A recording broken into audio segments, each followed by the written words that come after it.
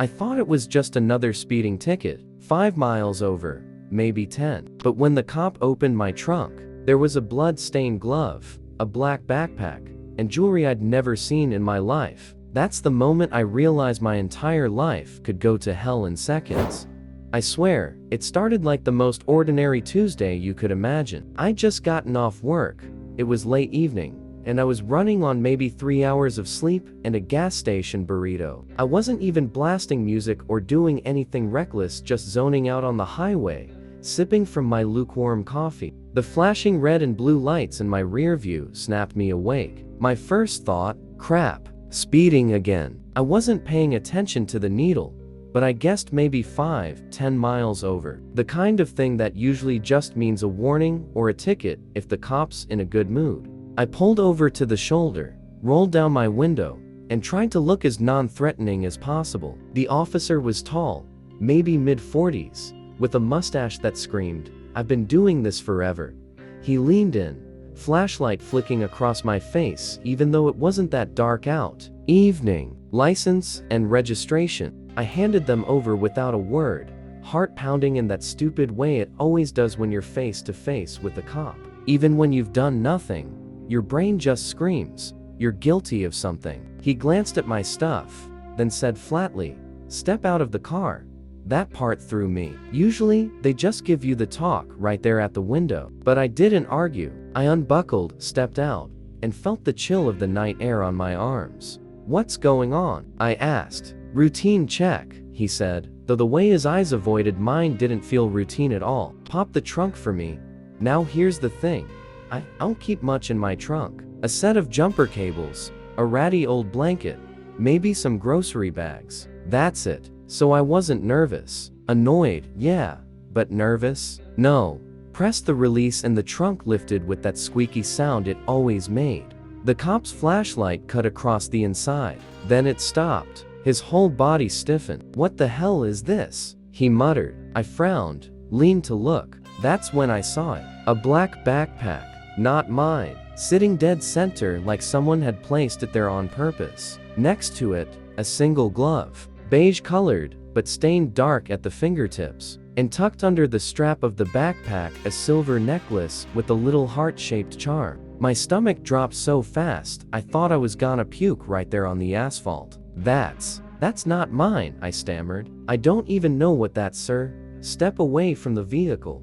The cop's hand hovered near his gun, and I felt my knees lock. He wasn't joking. I lifted my hands instinctively. "Listen, I swear to you, I've never seen that before in my life. I didn't put it there. That's not my stuff." But I could already see the gears turning behind his eyes. He didn't believe me, or maybe he didn't care. Another patrol car pulled up behind us, lights painting the highway in blue and red. 2 more officers stepped out, one of them a younger guy with buzzed hair, the other a woman with sharp eyes. They approached like they were walking into a crime scene. "What did you find?" the younger one asked. The mustache cop motioned to the trunk. "You tell me." They leaned in, looked, then looked at me. The younger one actually chuckled under his breath, like he thought he'd caught me in the dumbest lie. My chest was tight, panic crawling up my throat. How the hell did this get in my car? I hadn't let anyone borrow it. I hadn't even left it unlocked.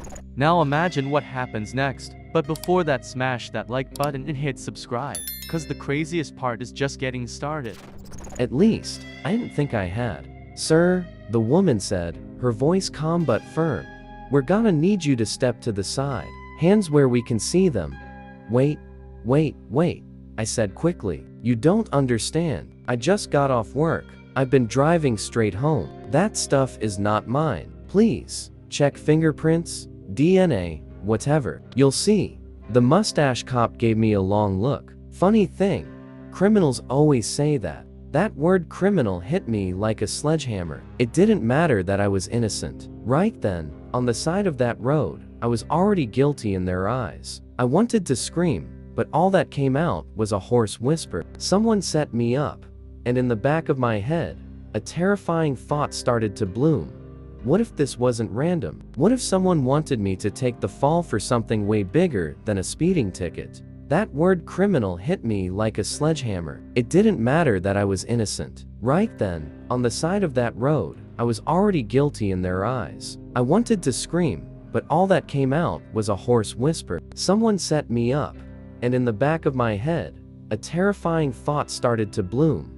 What if this wasn't random? What if someone wanted me to take the fall for something way bigger than a speeding ticket? That word criminal hit me like a sledgehammer. It didn't matter that I was innocent. Right then, on the side of that road, I was already guilty in their eyes. I wanted to scream, but all that came out was a hoarse whisper. Someone set me up, and in the back of my head, a terrifying thought started to bloom.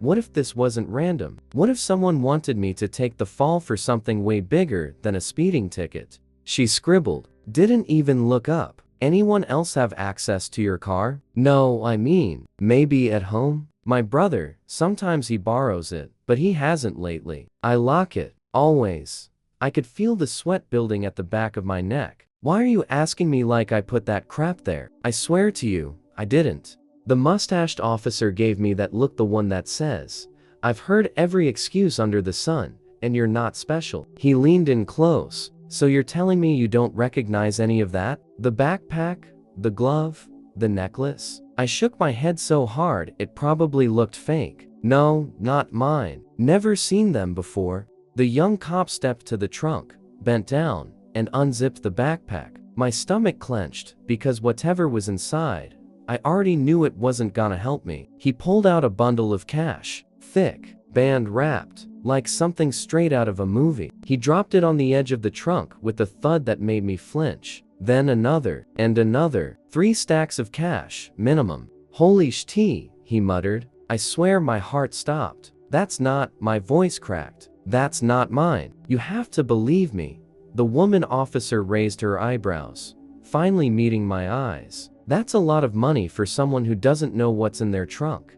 I could feel the panic boiling over now. My mouth was dry, hands trembling. I wanted to run, but where the hell would I go? They'd chase me, and that would just seal it. The mustached cop zipped the bag back up, then glanced at the others. We'll take him in. This is evidence. Wait, I almost shouted. You're not listening. Someone put that in there. Somebody set me up. Check the cameras on the lot at my job. Check anything. You'll see. But they weren't convinced. Not even close. The younger cop pulled out cuffs, and the cold metal snapped shut around my wrists. That sound click felt like my whole life closing in. They sat me on the curb while they did whatever cops do.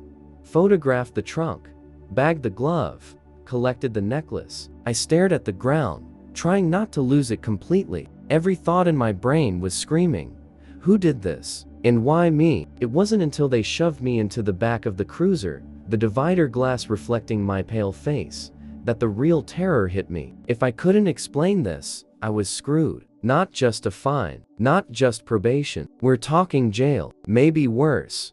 At the station, they led me into a gray room that smelled like coffee and sweat. The Klitsch interrogation room, single table, 2 chairs, buzzing fluorescent light overhead. My cuffs were clipped to a metal loop in the table. I sat there for what felt like hours, staring at the wall, until finally the door opened. The mustached officer walked in with a folder. No coffee, no small talk. He just sat down, flipped the folder open, and slid a photo across to me. It was the necklace, the silver one with the heart-shaped charm. Up close now, I could see tiny initials etched into the metal. L. You really expect us to believe you've never seen this before? He asked. Yes. My voice cracked again.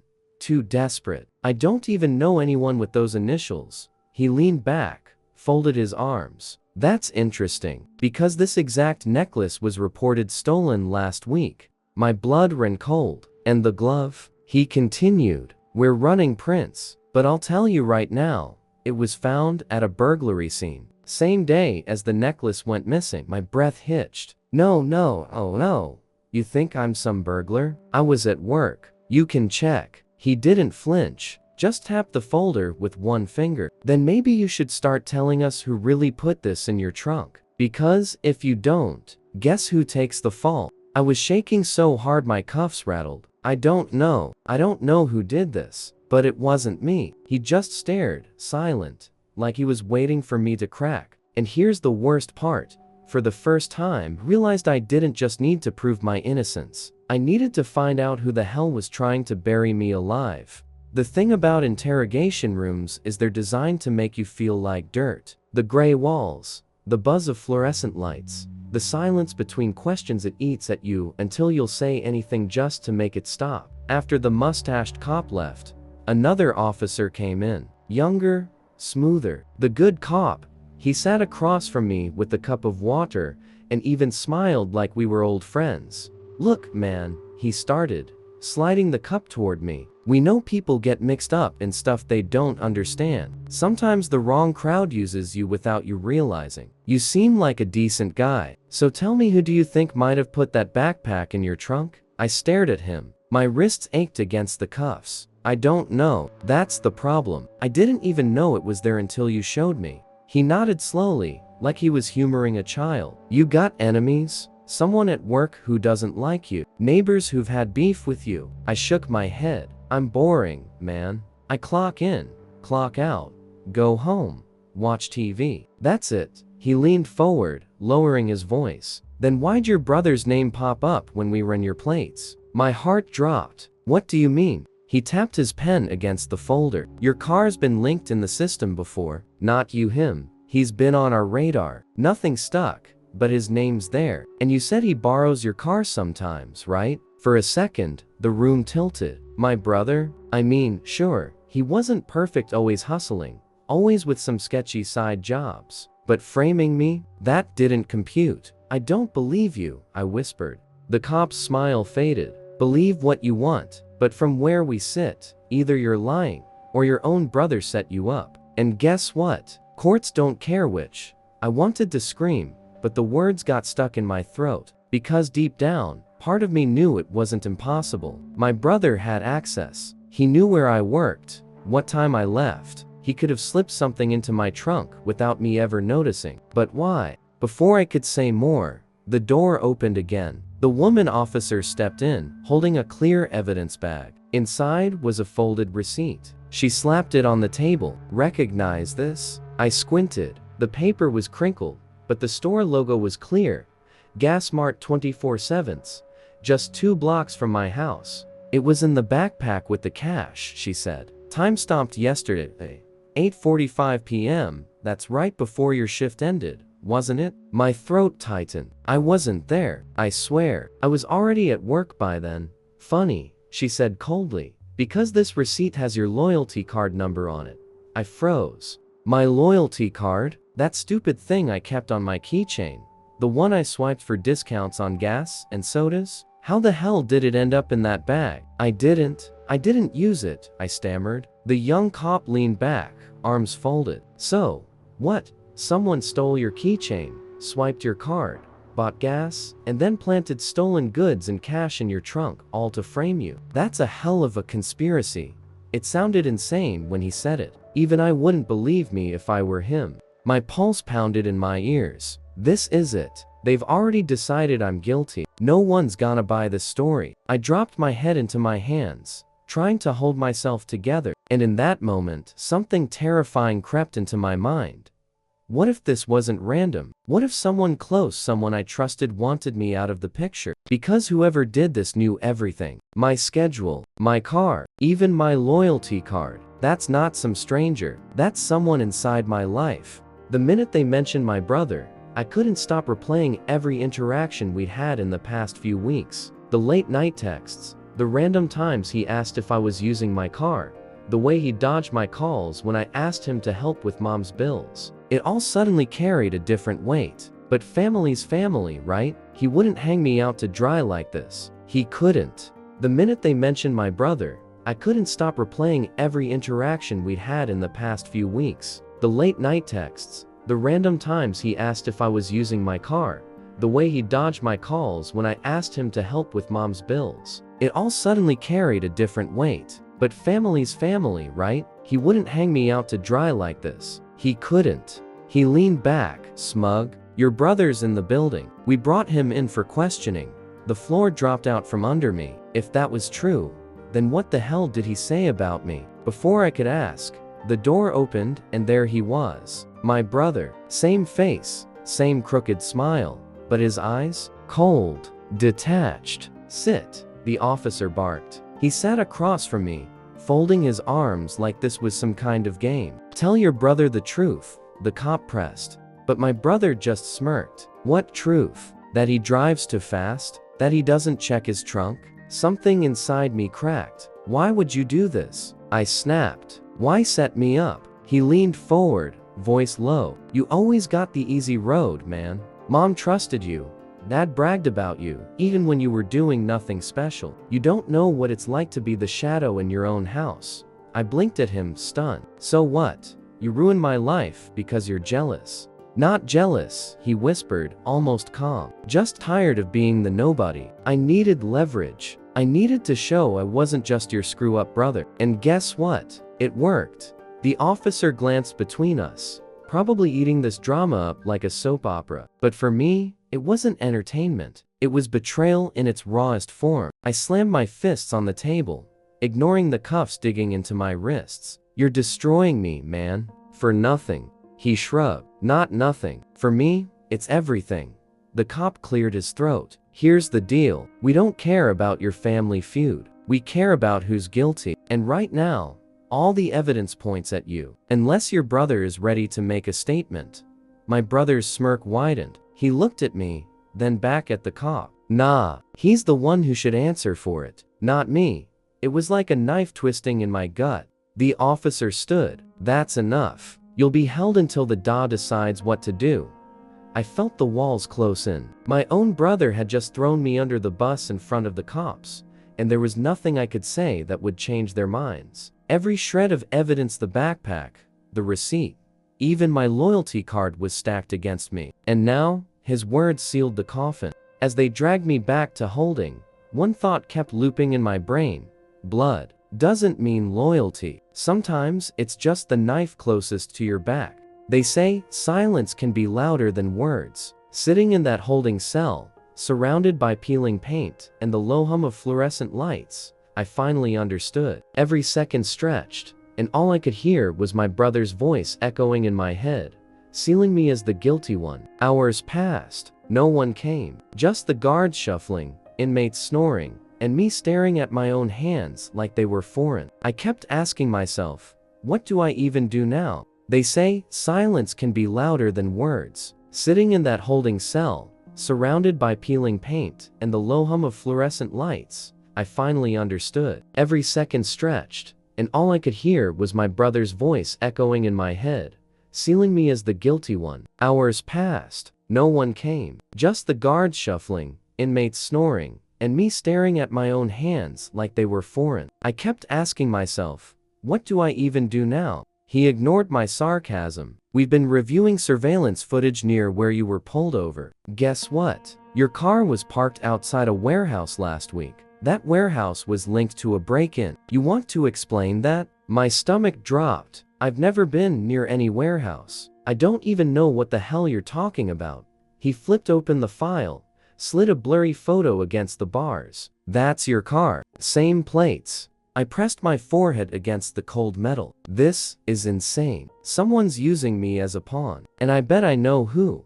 The detective raised an eyebrow. Your brother? I clenched my jaw but didn't answer. He sighed, tucking the photo back. Listen, off the record, I've seen cases where family is the sharpest knife, cuts the deepest. I stayed quiet, but my mind was racing. Was this all him? Did my brother really plant everything? Down to the damn receipts and parking cameras? And why? Just for envy? To prove a point? When they finally let me call someone, I dialed Mom. My voice cracked the second she answered. Mom, they think I'm a criminal. They think I did something I didn't do.